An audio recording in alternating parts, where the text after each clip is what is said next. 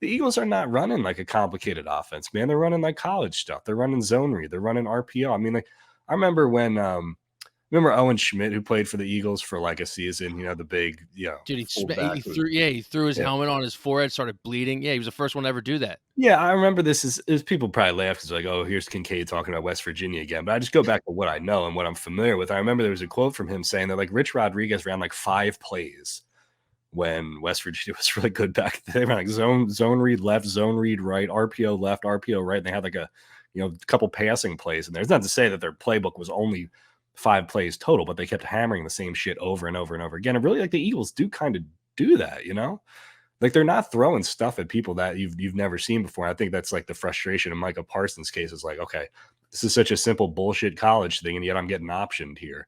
I think So it's because they have so many weapons too that they're able to just run this easy college offense. yeah, because I mean, it's like you don't if what a good example is, man. If you look at like the Giants, right, who the Eagles just played, and you look at like how creative Mike Kafka and these guys have to get to scheme these guys open and do all this crazy stuff because they don't have the talent for it. The Eagles are more talented than pretty much every other team, every other offense at like almost every position.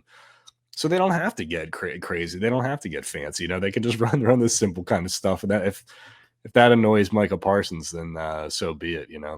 See, you actually just went to my next point that I wanted to make. Yeah. The thing this year, and I don't know if it's just this year. It's been happening a lot in the past, but everyone who feels like they cover the NFL, the media, the reporters, and they analyze the NFL, they believe quarterbacks that have a good team is bad for their MVP case.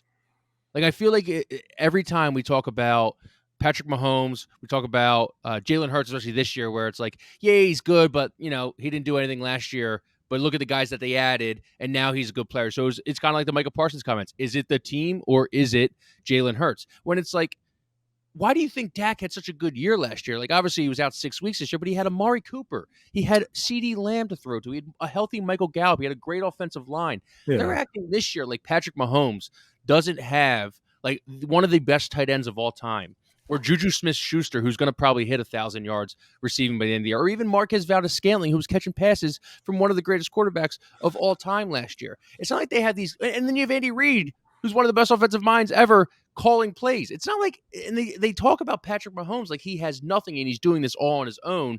And I feel like that's the only argument they have for Patrick Mahomes right now. When they look at Jalen Hurts, they'll be like, yeah, but he's got Devontae Smith. He's got AJ Brown. He's got Dallas Goedert. He's got Miles Sanders. He's got a great offensive line. It's like, yeah, because, he's got a good team. Like, that's okay.